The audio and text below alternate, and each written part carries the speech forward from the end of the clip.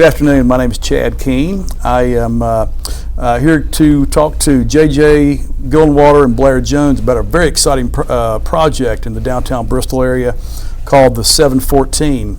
They're both with a company called AG Commercial, and so we'll dive right into things right now. So guys, tell us a little bit about the company background, how you kind of started into the development. Chad, I'll take that one. In 2010, JJ came to me with an opportunity, and so we started looking into it, and we initially bought a piece of property and developed a small medical office building. We really liked that aspect and playing in that arena. Since after doing that, we grew our business with the help of a local hospital system and developed multiple properties for them in particularly medical office buildings. We've since gone on to develop multiple restaurants as well as an assisted living. Yeah, awesome. I've been in that building multiple times for Dr. Makers. Very nice building. And so as developers, why don't you tell us a little bit about some of your latest projects that you're working on? Well, really the most exciting one that we're working on right now is a project called the 714. And the 714 is a multi-use property where we will have commercial space as well as residential lofts. How long have you been working on the project? It was actually about 3 years ago, a little more, when we heard about the city potentially buying up that block that had Coin Textile and the old Hex Bakery, Bristol Products, and we were started working then with Tom Anderson and Bill Sora, and it just took off from there. So before we get into a lot of details about the project and whatnot, tell me how you guys chose to explore this development. Was it something truly just from the city that came about, or was it talk in the downtown area about potential projects like this, or what brought about the ideas? There had been some discussion that this might happen, and when it did, the city, they did a great job of acquiring that property and put out an RFP and really wanted this to be the best project it could be. And our thought was, how often are you going to get a chance to develop an entire city block in your hometown? Yeah. And that's basically why we really dove into it. Tell us exactly where the project is. Basically, what we consider it to be is the heart of downtown Bristol. It's actually adjacent to City Hall and the courthouse, located on Shelby Street. Shelby Street. Is it until the entire block, or is there bits and pieces of that are within the block, or tell us a little bit about? Actually, there will be one building remaining on there. There's a law firm, but for the most part, we have acquired the entire city block. Gotcha. So I've heard a little bit about lofts and businesses and that type of stuff in there. Why don't you tell us a little bit about the lofts and that aspect of it? So the second and third floors are going to hold 60 loft apartments. We'll have 44 one-bedroom, 8 two-bedroom, 4 studio, and we're also putting in 4 ADA accessible lofts. Gotcha. Well, that kind of tells you about the kind of mix that you're going to be having. What about parking? I mean, loft apartments take a lot of parking. Tell us a little bit about that. Well, basically the parking situation is that we will provide 170 parking spaces total for the property, which I think the city is extremely excited about, because every downtown struggles, as we all know, with parking. So having a centralized located parking lot with 170 spaces to assist our residents as well as our commercial tenants will be a wonderful addition. That is sorely needed within our city. That's going to be one great aspect of the project. This being a new construction project, are you offering any special amenities? You mentioned some ADA accessible lofts. What about other amenities that the project may be? I think one of the things that I'm most excited about, Chad, is that each loft is going to have its own balcony. Nice. And it's a sizable balcony. It's not just a little stoop that you walk out in, and I think that that's a great amenity. We're going to be offering pet-friendly services, so we'll get into it a little bit later in the interview, but basically we're going to be pet-friendly, and we'll have a pet area, so where you can walk your dog as well as a dog wash, which is kind of unique, we thought. Yeah. So we really thought that was a special addition to the space. What about like community space? Anything like that's going to be unique to the property? So on the second floor, we're going to have a community gym for all the residents. It'll have everything from free weights to treadmills to ellipticals, and we'll have TVs and restrooms and lockers in that area. On the third floor, we're going to have a community terrace space with outdoor kitchen, fireplace, big screen TVs for ball games. Just a great place to utilize and come together, have friends over, meet them up there. And hopefully we'll get college football back at some point, and we'll be able to watch it out there on that community We all have terrace. our fingers crossed about that, right? Yes. That's awesome. So, so grill, TVs, fire pit, that sounds like some awesome stuff. I mean, that's stuff that really, I mean, in the downtown area, you really don't see very often. You don't. And when we envisioned it kind of, with, if you go to like a Nashville, you go to these hotels and they have those types of amenities up top on their outdoor terraces, and that was kind of our vision. That's awesome. So I think you mentioned something about a gym also. Anything unique about the gym space? Our plan is to offer our residents classes, so we'll bring in trainers and offer routine classes, so our residents will have access to personal trainers as well as group training sessions as well. That will be awesome. That is really cool. As far as like the tenants go, anything special that you're offering for the tenants? High-tech capabilities, anything like that? Oh, so yes, that's a great point. So we're working with a company right now to basically, it's going to be an app-based system. So all of our security will be app-based. You'll be able to enter and exit the building as well as your loft with that particular app. They'll be able to pay online. They'll be able to apply online. And also, I think one of the unique things will be is the access to request repair and maintenance on that app. So with the technology we all have this day and age, we felt like we needed to up our game and make it very high tech. Hit a button and get a plumber, right? Hopefully. So like switching gears a little bit and going to the commercial side of things, what's that space look like? Square footage, that kind of thing? So it's a little over 28,000 square feet on the first level. We're looking to have between 6 and 8 suites in there. Hopefully a mix of office, retail, a restaurant for sure, and we are bringing a grocery concept to downtown. And it's going to be a high-end grocery concept. We really wanted to bring that level to Bristol, and we're working with a national company right now, and their units are spectacular. I think that people will walk in and be truly amazed by what they see within that grocery unit.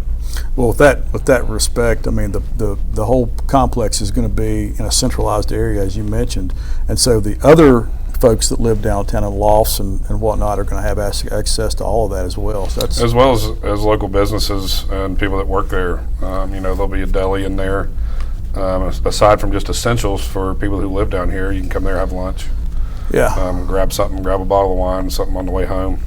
I think it goes back to the old adage, live, work, and play. And that's what everybody wants for their downtown.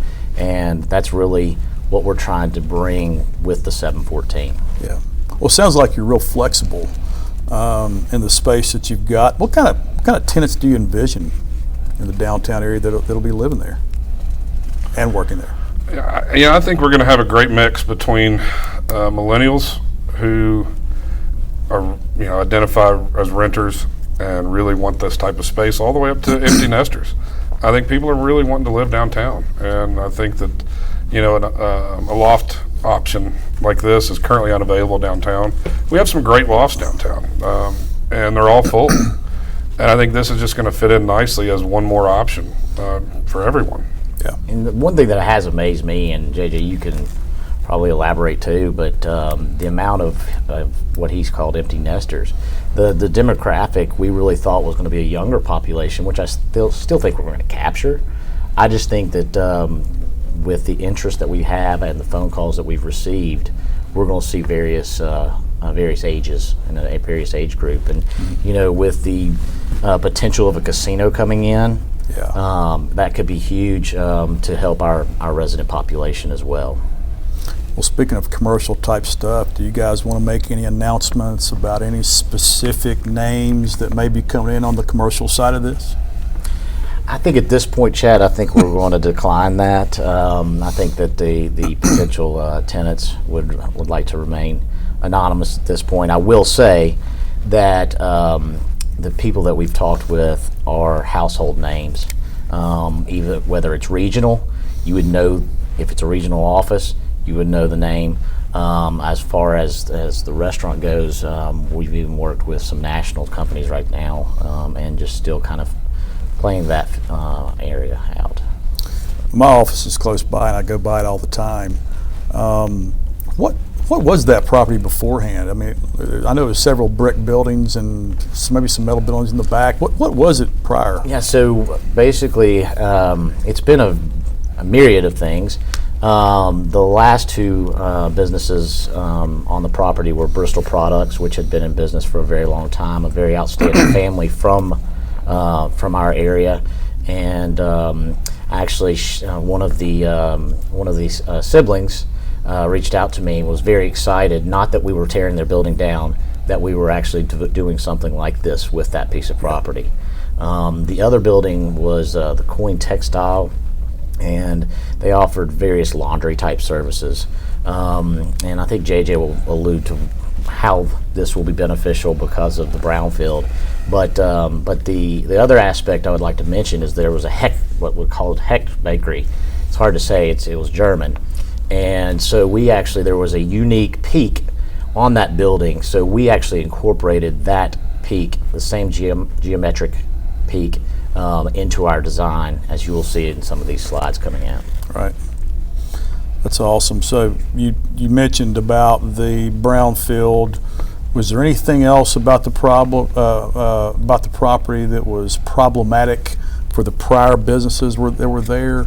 So, yeah, the Brownfield Agreement is something that the city entered into, and it basically it's contaminated soil. Coin Textile was a commercial laundry for decades, and this happens on a lot of sites around the country where you've had chemicals.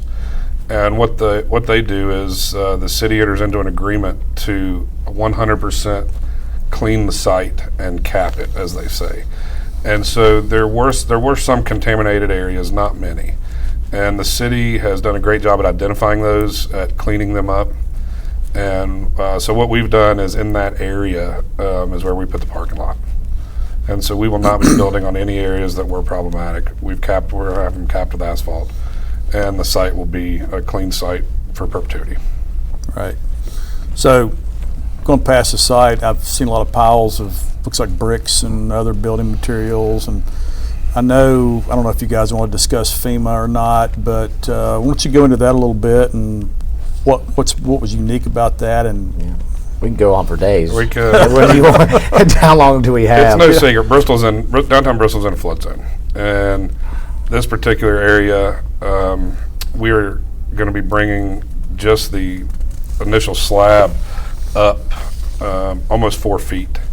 And we'll have additional barriers for another 2 feet on the building. So we'll be 4 feet above sidewalk. We'll be 2 more feet of waterproofing and floodproofing on the building surfaces itself. So we will be 100% in the clear for FEMA. We will not be in the flood zone on this property. And I think to expand on the fact that raising the building we thought was going to be problematic. We've been working with Burwell since the beginning, and their design team created a concept to where we could raise the building and actually feel like it's on site. So in the back of the building we will actually have it graded down, but the front of the building will be elevated. However, what they've done is created a large walkway and ramps. So if you have a commercial space, you're going to have plenty of room to move about in front of that building. So a lot of the scrap materials that are in piles, looks like piles right now, a lot of that is going to help bring the site up. Is that correct? All of it plus some. Plus some. So we we ground as much of the concrete and brick up as we could, as was economical to do so, which is great because, you know, it saved us and the city and time on moving it off site and putting it in a landfill. So we get to reuse it in that way. And but we'll still need more, maybe 20-30% more fill to bring it up. But it's a great head start. But Chad, it was funny. I can't tell you how many calls I fielded saying, "What are you going to do with that old brick?" And I had to explain to them the fact that we really needed it to get our site FEMA compliant. That's pretty amazing. 6 feet. I mean, you said 4 feet up, and then another 2 feet up. That's about 6 feet. Anything else you want to tell us about that, and just what all's been, you know, involved with trying to get it up that high? Well, you know, really, again, working with Burwell was fantastic. We, you know, it wasn't feasible to bring the building up the full 6 feet. So they've come up with some great FEMA compliant ways of putting in, you know, gates at all the penetrations of the building, windows and doors.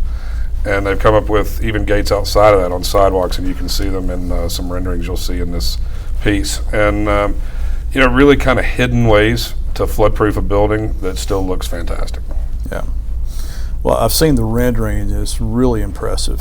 I mean, it's really going to be a beautiful building.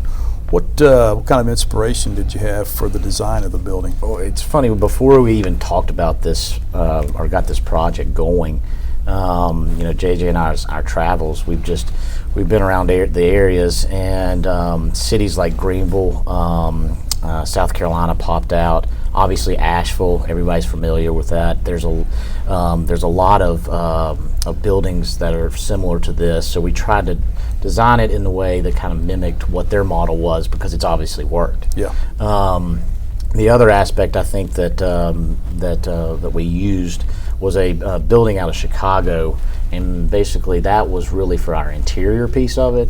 We really want it to be modern on design on the outside, but industrial inside. Exposed ductwork, things of that nature. I was going to ask you about that. It looked really modern. The renderings I've seen looked really modern, and the exterior. Can you tell us, you know, a little bit? Anything else you want to tell us? I'll say this about the exterior or the industrial look on the inside that gave you inspiration. Well, you know, we're fortunate to have Lucia Snyder and Burwell with her design team.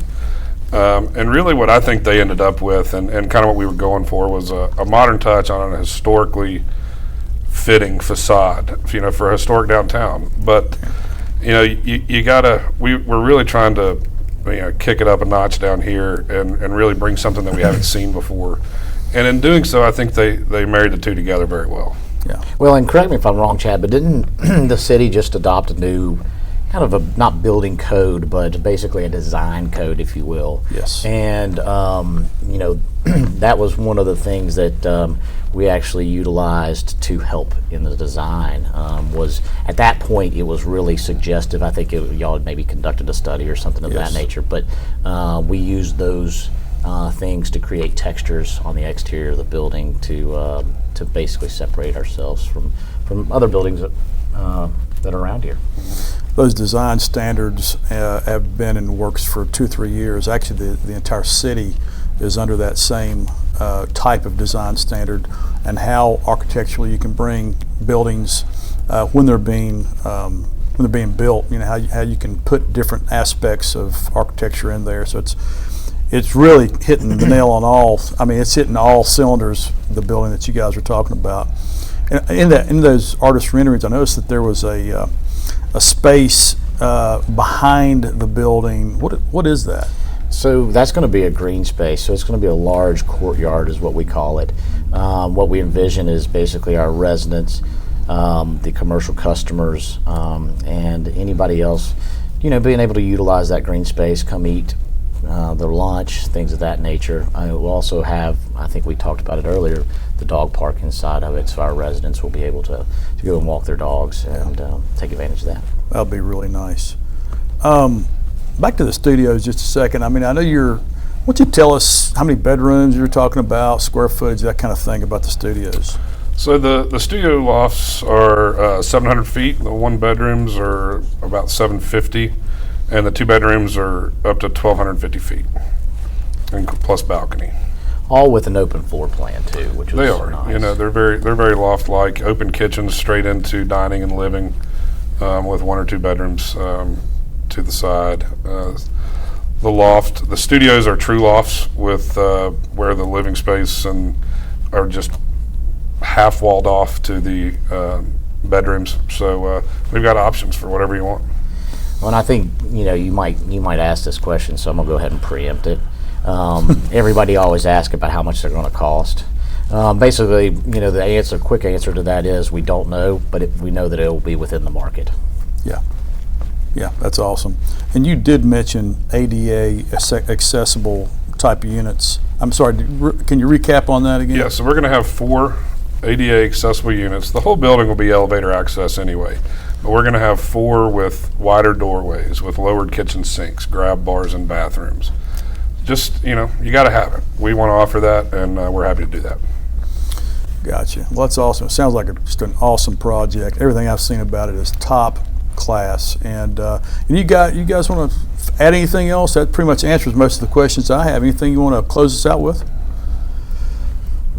Not really. I mean, I think we're ready. We're ready to go. The project's been in the works for so long. We're close to the finish line, and hopefully we can turn the corner pretty quick. What is the timeline? Or are you thinking right now? I know there's a lot of things up there.